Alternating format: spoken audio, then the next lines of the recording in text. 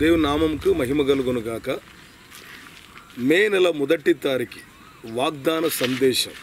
మనం ఒక్కొక్క నెలలో యోహాను సువార్త నుండి ఒక పదమును తీసుకొని ప్రారంభం నుంచి ఆ పదమును దేవుని నామంతో పోల్చి మనం ధ్యానం చేసుకుంటూ వస్తాం. ఈరోజు విశేషముగా మనము యోహాను సువార్త మొదటి అధ్యాయం 14వ వచనంలో ఆ వాక్యం మాంసధారి అయి కృపా సత్య సంపన్నుడుగా మారి మన మధ్యలో నివసించింది. ఆ వాక్యం శరీరధారి అయి అని బైబిల్లో ఉంది. ఒరిజినల్ మూల భాషలో ఫ్లెష్ మాంసధారి అయి అని ఉంది. ఇప్పుడు యేసుక్రీస్తు, ఆ వాక్యమైన యేసుక్రీస్తు మాంసంగా ఎందుకు మారాలి? గమనించండి, ఒక భార్య భర్తల యొక్క అనుబంధం దీనిలో దాగి ఉన్నాయి.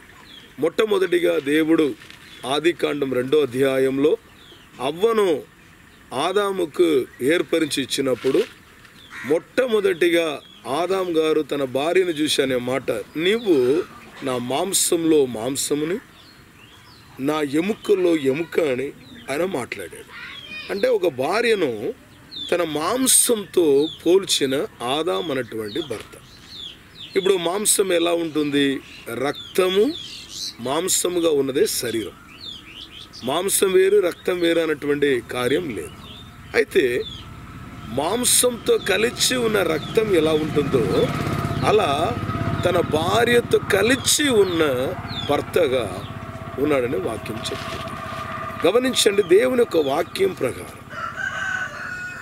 మాంసం అన్నటువంటి ఆ శరీరంగా ఉన్నటువంటి అవ్వ ఆదాముకు వ్యతిరేకంగా పాపం చేసినప్పుడు ఆదాము అంటున్నటువంటి మాట ఏంటంటే, ఈయన మనిషి నుండి తీయబడ్డాయి కాబట్టి ఈమె మనిషిగా అవుతుంది అని చెప్తుంది.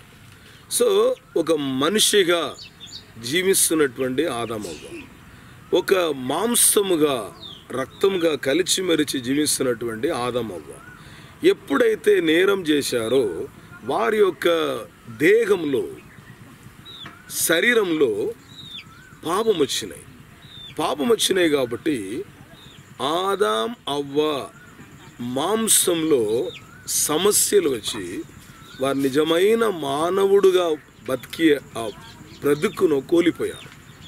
మనిషిగా జన్మించబడిన మానవుడు మనిషి సారూప్యమును కోల్పోయి నర రూపంలో మృగంలోలే మారిపోయాడు.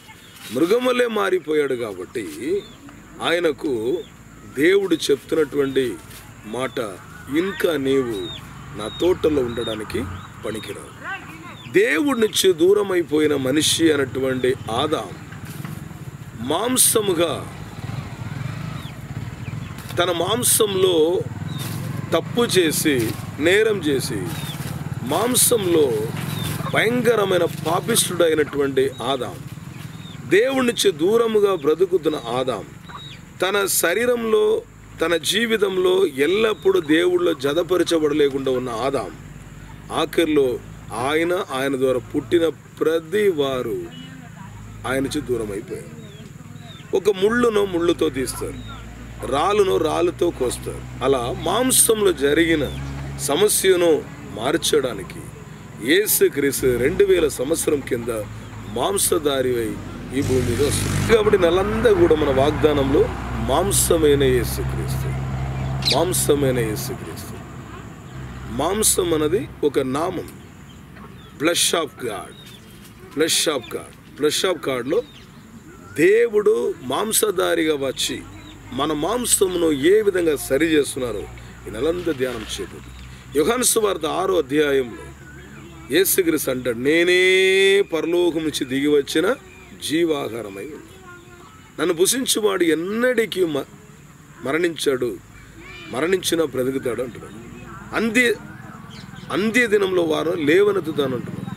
అంటే ఆది కాలంలో ఏదైనా తోటల్లో జీవవృక్ష పండును భుజించలేక తన మాంసంలో జీవవృక్ష పండును భుజించినప్పుడు తన మాంసంలో తేడాగా జీవించిన ఆ వ్యక్తి యొక్క జీవితం యేసు అన్నటువంటి జీవం కలిగిన దేవుని వాక్యమును రుసించి ఆయన మాంసధారిగా వచ్చిన ఆ కార్యమును జ్ఞాపకం చేసుకున్నప్పుడు, అనుభవం జీవించినప్పుడు ఈయన యేసు మాంసంలో మాంసముగా మార్చబడుతున్నాడు.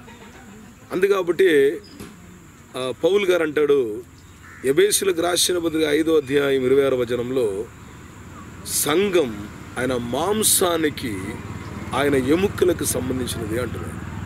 నన్ను వింటున్న ప్రియులారా, మనము శారీరకముగా సపరేట్గా జీవించినప్పటికీ మనం క్రీస్తు యేసులో శరీరమై ఉన్నాము.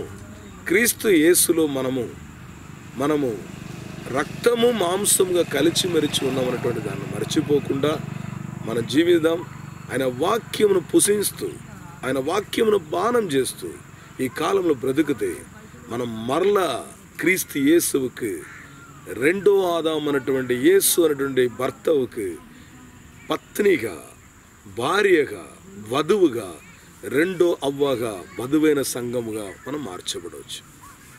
దేవుడు మిమ్మల్ని దీవించునుగాక.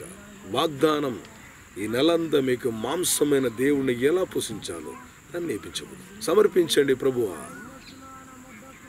నన్ను మీరు దీవించండి, నన్ను మీరు బాగుపరిచి చెప్పి అనుకున్న ప్రతి వారికి మీరు మాంసధారిగా మారిన ఆ వాగ్దానం వాళ్ళు నెరవేర్చి, వారు మాంసమైన శరీరం నుండి వారు మాంసకరమైన ఆలోచన తీసివేసి, క్రియలు తీసివేసి, వాక్కైనటువంటి జీవం కలిగిన ఆహారం ద్వారా వాళ్ళకి జీవింపజేయడానికి కృప దయచేయమని యేసుక్రీస్తు నామములో ప్రార్థించి విమోచిస్తున్నాం తండ్రి.